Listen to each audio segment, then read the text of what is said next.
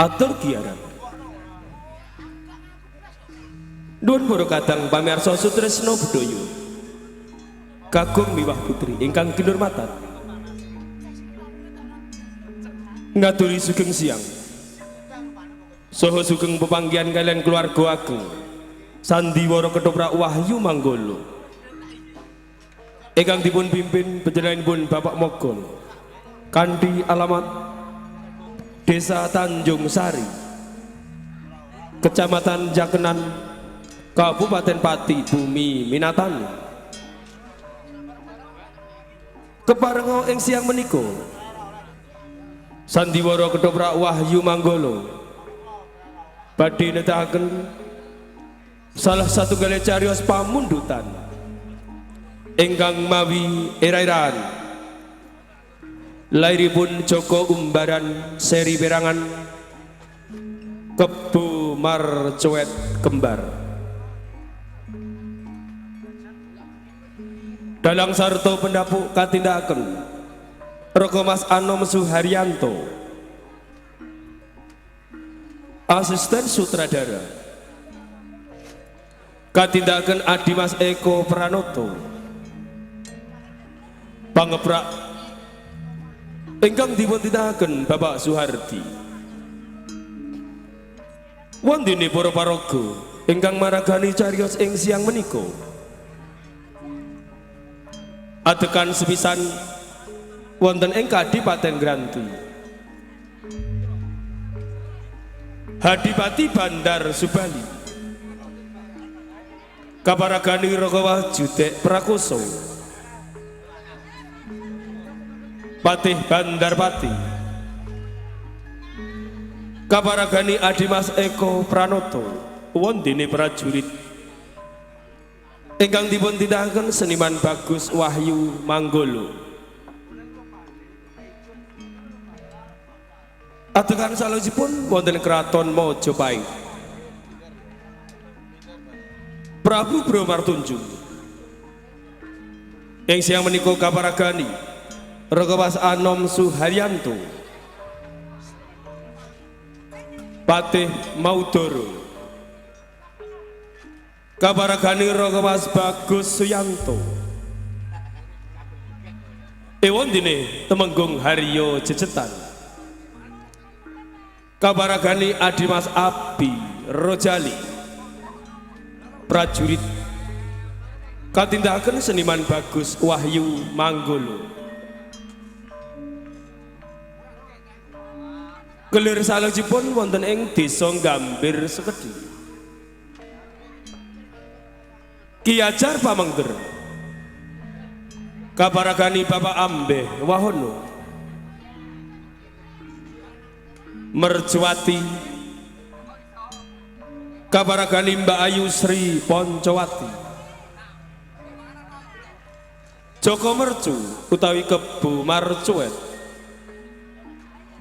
ing siang menika kaparagani Roko Mas Andi Prasetyo Wiro Dalah Brojo kaparagani Adimas Kundi Asmoro Dalah Adimas Arifin Siregar Jinggowati kaparagani Nimas Menikwi Diawati Joko Umbaran kaparagani Adimas Beguk Wilianto Joko Pujan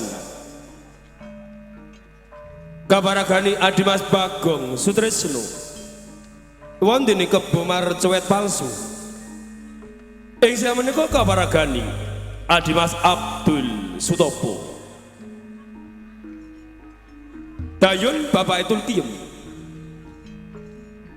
kaparagani Bapak Begek Ariwarsito Nilamwati kaparagani Nimas Diah Maharani wondene Nilamsari ing siang menika kaparagani Nimas Tata Wulandari repat utawi dagelan ingkang badhe nglipur manah panjenengan sami Panjenengan badhe dipun libur trio pelak Wahyu Manggolo katindakaken Ecak Sendor Adimas Rokim sarto Bapak Mogol. Ewon dene emban ingkang dipun tindakaken siji Arum Somplak kabiyantu siswa Indah Kalola. Menggah mekaten para kadang pamirsa sutresna budaya. Para paraga ingkang maragane cariyos ing siang menika. Kita sagutrah saking keluarga ageng paguyuban Ketoprak Wahyu Manggolo namung ngaturaken sugeng lenggah, sugeng amirsani ngantos titi paripurnanipun pagelaran. Busana sugeng amirsani. Nuwun, nuwun, nuwun.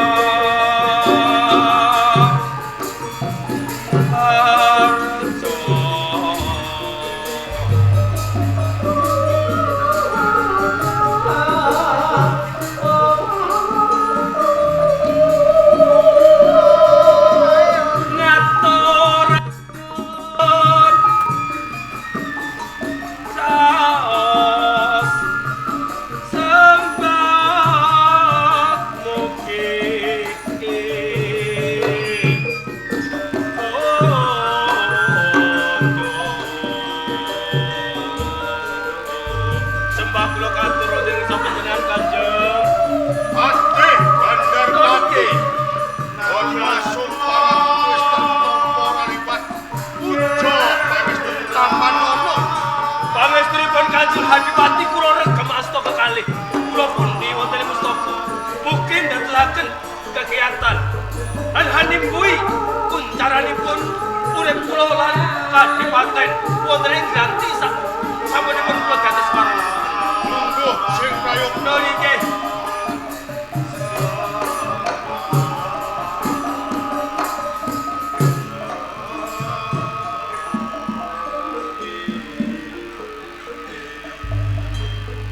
kabeh prajurit ing Kabupaten Granti.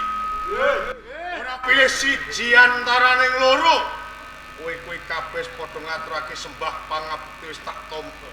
Ora liwat puja pangestuku tampanon. Sangat anggen kula mundi dadosaken jimat kula.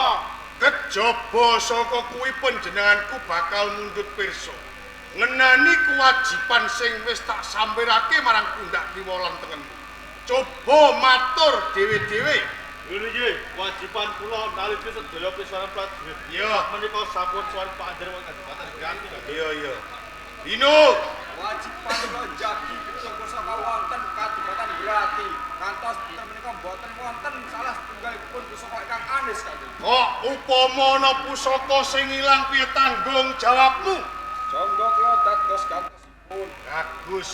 Yen ngono cethoke prajurit sing tatak tanggung jawab. Lungguh sing kepenak. Restakaken dawuh.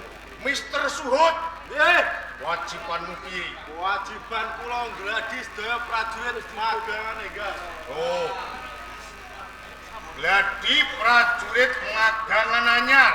Nggih, Kira-kira wis tambah pirang bergodo? 3 bergodo. Telung bergodoi cacahe pira? 3000. Wong 3000 sing manehi mangan iki sapa? Sing bayar iki sapa? Nggih, jenengan. Ngono ya. Lungguh sing kepenak. Restakaken dawuh. Prajurit asli saka Kuangsan. Wajibanmu piye? Kula madangan enggal. Dereng gadahi kewajiban. Durung duweni kewajiban. Nggih. Yo, wiwit sesuk kowe tak wenehi kewajiban ya. Nggih, Ngrumati atun sagita nganti tuwa ya. nggih ampun. Ampun piye? Lungguh sing kepenak Kipli. Nggih.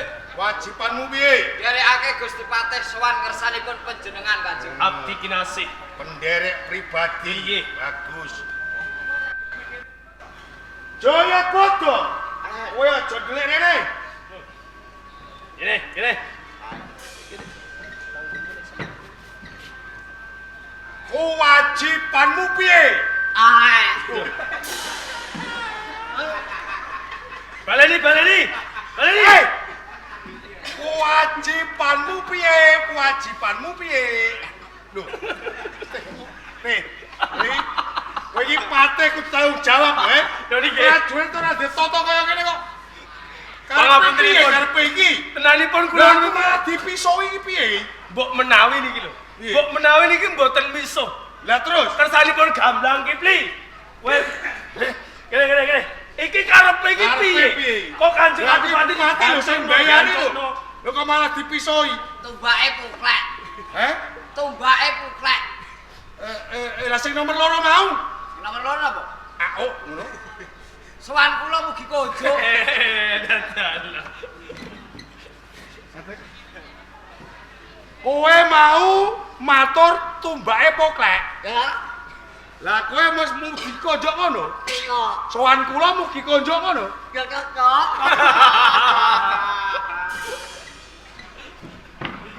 Aku ndang coy botol malah utekku kaku malah. Ya, Gojek sawetara ya. Nggih. Bandarpati. Kanjeng Adipati nun. Sakwise jengen sira satata lungguh panjenenganku bakal mundhut pirsa. Piye? Ngenani mubah musing swasana katentreman lan uriping para kawula. Ngenani katentreman wonten ing Kadipaten Granti wedal menika Kanjeng. Kula kinten datan nemai rubedo. Tentremipun Kadipaten Granti mahanani uripipun para kawula saindenge jagat wonten ing Kadipaten Granti. Katitik awis saking pucing paredret. Mandhap wonten Karang Pradesan saya lumebet wonten telengipun Kita Raja Kadipaten Granti. Panggesanganipun kawula panjenengan mubra-mubru linabur madu. Murah kang sarwa tinumbas, subur kang sarwa tinandur Kanjeng. Patih Bandarpat. Lho nggih. Rumangsa seneng sajroning ati. Sakwise panjenenganku midhangetake apa sing dadi aturira. Yen ngono cetha, apa sing dadi pengangen-angenku rikala semana wis bisa kasembatan jalaran. Sadurunge aku jumeneng Hadipati, aku nduweni gegayuhan. Lamun tok lakon aku jumeneng Hadipati, bisa nyipta negara sing adil sarta makmur. Kanyatan wedal menika weca pangandikanipun Kanjeng Hadipati saged hanumusi. Saksampunipun panjenengan kalenggahaken pinangka dados pengayoman wonten Kadipaten Granti. Uripipun para kawula setunggal kewala boten wonten ingkang nandhang keserakat. Sedaya kala awet kabeta ageng tresnanipun kawula panjenengan sedaya tresna dhateng panjenengan sak tempah tansah nyengkuyung bab pemerintahan lan wewangunan ingkang sampun kapacak wonten ing Kadipaten Granti. Saben-saben panjenengan nganakaken parepatan agung. Monggo panjenengan pirsani piyambak setunggal kewala nayaka lan nayakan ing praja boten wonten ingkang gothangaken palengganipun suang-suan saya ingkang lenggah wonten ing pusara. Sedaya namung tansah nguncupaken asta ngangklungaken jangka nengga rumentah dawuhipun Kanjeng Hadipati Bandar Subali. Matur nuwun teh. Mbok menawa wae tanpa sabiyantumu, aku ora bakal bisa nyipta negara sing adil lan makmur kaya ngene. Mula kados mekaten nggih. Pakaryan sing becik kudu tok lestarekake keng supaya ing mengkono tinular marang andanuka. Weca pangandikanipun Kanjeng Hadipati ndadosaken kekancingan sak lebete manah kula. Patih Bandarpat. Lho nggih. Mesti wae sakjroning atimu tuh tandha pitakon apa to sebabe nganti aku ngrangsekake pisuwanan agung iki. Mboten mligi namung kula pribadi.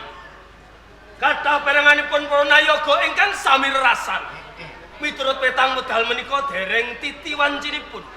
Menawi Kanjeng Hadipati nganakaken parepatan ageng wonten ing Kadipaten Granti, ewon dene panjenengan paring dawuh dhateng kula supados ngempalaken sedaya nayaga ing praja wonten ing Kadipaten Granti menawi pisuwanan dipun ngasekaken. Lajeng menapa darunanipun Kanjeng Hadipati? Patih Bandarpat. Lho nggih. Apa to sebabe nganti aku ngrangsekake pisuwanan agung ing Kabupaten Granti. Jalaran pancen ana bab sing bakal tak rembug marang jeneng sira. Sahrene kula sampun madhep wonten ing ngersane Kanjeng Hadipati, monggo enggal ingkang paling sabda mbok menawi mangkenipun kula saged uran-uran rembak utawi matur wonten ing ngersane Kanjeng Hadipati Bandar Subali. Saktenane yo teh wis ana 7 dina iki atiku tansah bingung kaya dene wong linglung prasasa. Aku ora bisa mikirake marang uriping kawula dasih. Jalaran kabeh kuwi mau ana salah sawijining perkara kang tansah ginubel sakjroning atiku. Lah nganti dina iki durung bisa tak udarike. Kanjeng, Iya. monggo panjenengan enggal-enggal paring dawuh dhateng kula. Sinten ngertos mangkenipun kula saged bebantu ngudari rentek-runtekipun manahipun Kanjeng Hadipati Bandar Subali. Saktenane perkara kang tansah ginubel sakjroning atiku. Iki ana sambungane bab perkara sedane wong tuaku, Rama Hadipati Hanu Subandar kala semana. Nah, rening jeneng sira pinangka dadi warangka nalika Rama Hadipati Hanu Subandar iki dadi pengayoman ing Kabupaten Granti. Mesti wae jeneng sira ngerti lembarane sejarah bab sedane wong tuaku. Mula kanthi kuwi ya teh tak jaluk kanthi banget gelemo dengan sira mbuka lembarane sejarah bab perkara sedane wong tuaku Sudarma. Menawi kepareng kula badhe mbeberaken cariyos-cariyos sambet kalian jati diri panjenengan lan sedanipun Sudarma panjenengan Kanjeng Hadipati Haryo Subandar niku semanten. Matur nuwun sadurunge teh. Tendanipun sedaya kala wonten sambetanipun kalian kraton Majapahit. Napa mula bukanipun ngantos panjenengan badhe sowan wonten ing kraton Majapahit? Asok ulu pawektu dondong pengarem-arem tumrap praja Majapahit. Tendanipun menika dasaripun Kanjeng. rikala semanten Majapahit menika tuh dahur. Wonten balelane kadang Hadipati pemancat saking Tunggorono kang sesilih lembu culung. Peranganipun para Sentana Nayaka lan Nayakaning Praja. Senopati agol-agole kraton Majapahit boten saged ngendarat patrapipun si lembu culung. Kathah prajurit ingkang sami gugur, kathah senopati ingkang dados banten.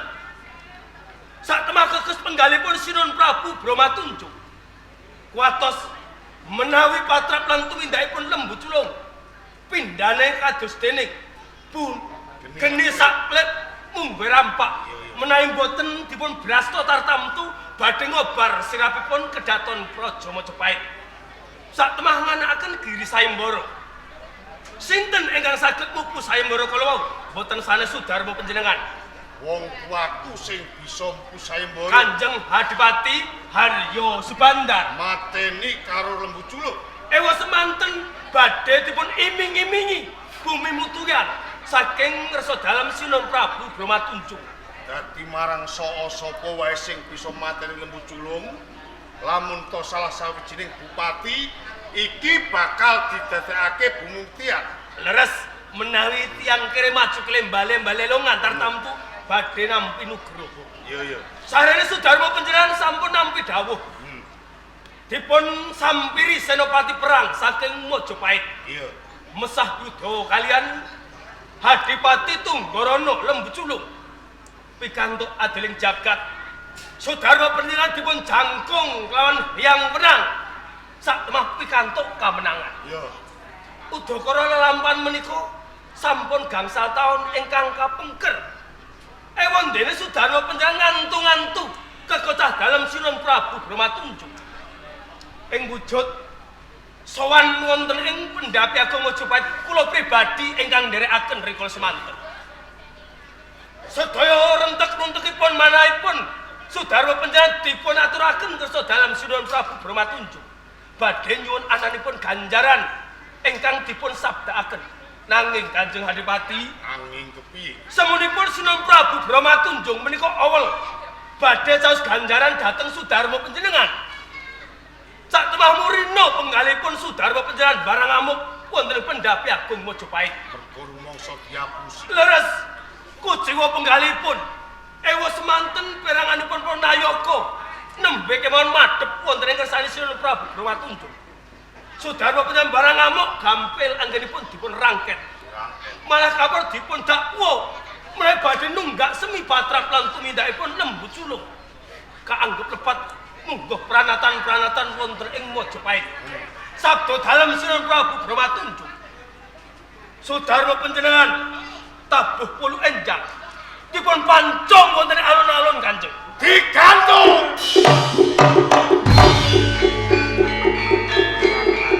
Cariyosipun kados mekaten Kanjeng Hadipati. Ngono cetha wong Majapahit ora kena dibeciki. Wong tuaku gedhe labuh labete ora nampa nugroho Kaporo, nampa pidana gantung. Kamangka jeneng aku iki anak lanang. Ngerti kahanan kaya ngene apa ya aku cukup mung meneng wae. Pangapuntenipun, Iya. panjenengan menika katitahaken wonten ing jagat sesrawungan menika mijil priya. Kedah saged mbalesos srawuringan Sudarma panjenengan. Ginanipun menapa panjenengan lenggah wonten ing Kadipaten Granti menawi ancek-ancek wangkenipun Sudarma panjenengan Kanjeng.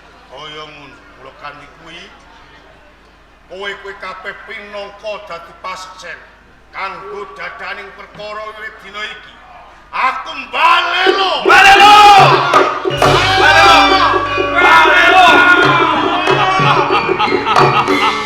Amit kula kang sowan Kakang. Sopo? Yai Haryo Cecetan. Tunggu ya. Ngene iki. Haryo Cecetan Kakang Bandar Subal. sakwise satata lungguh pun Kakang bakal nyungsung pawarta. Rakya padha basuki to. Pikantuk berkah saha pangestunipun panjenengan sowan kula boten-boten alang setunggal punika. namung salam taklim kula katut. Ya, wis tak tampa tiba sepadha-padha. Yayi Ira Cecetan. Inggih. Sak tenane nggonmu munggah ing Kabupaten Granti gawe kaget ing atiku. Kabeh kuwi mau sak tenane tindak ngelengake apa pancen ana wigati ya. Pancen wonten wigatos. Njur wigatine apa? Jumbuh pangandikane Sinuhun Prabu Bromatunjung lumantar Kakang Patih Maudara. Iya ya. Kang supados kula nanjihaken kapetang wonten tigang pisowanan sekawan ngancik Kakang Bandar Subali mboten sowan asok glondong pengarem-arem wonten ing Mojopahit. Oh, dadi kuwi. Inggih. Nggonku ora sowan dadi kemerening para adipati pemacan. Mestine kemawon kados pekaten. Lan dadi rembuganing para saka guring kraton Mojopahit. Kapolo leres Arya Cecetan, Kakang Bandar lak Subali. utang terus terang tanpa tedeng aling-aling. Apa sebabe nganti 3 pisonan agung aku ora sowan ing kraton Mojopahit. Cetane dino iki aku mbale lho.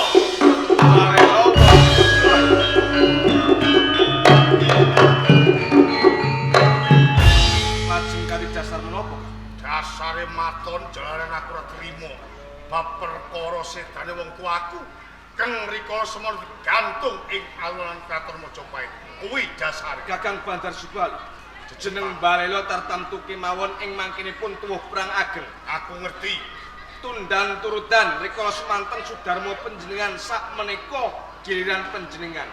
Menapa mboten ngeman kawula ingkang mboten ngertos dodok saling perkawis. Cecetan. Kabeh kuwi mau wis tak tekati gembleng atiku. Lamun to aku durung bisa bal sedane wong tuaku ora bakal aku sowan ing kraton Mojopahit. Kakang Bandar Subali. Piye? Mumpung dereng keberanang manah kula, awit kula menika duta pamungkas, duta utusan pamungkas kedah saged mungkas Bener. Mila kula tenggo wonten alun-alun Kabupaten Granti kula butuh pawangsulan kang bathok. Rantinen ing alun-alun Kabupaten Granti. Nggih.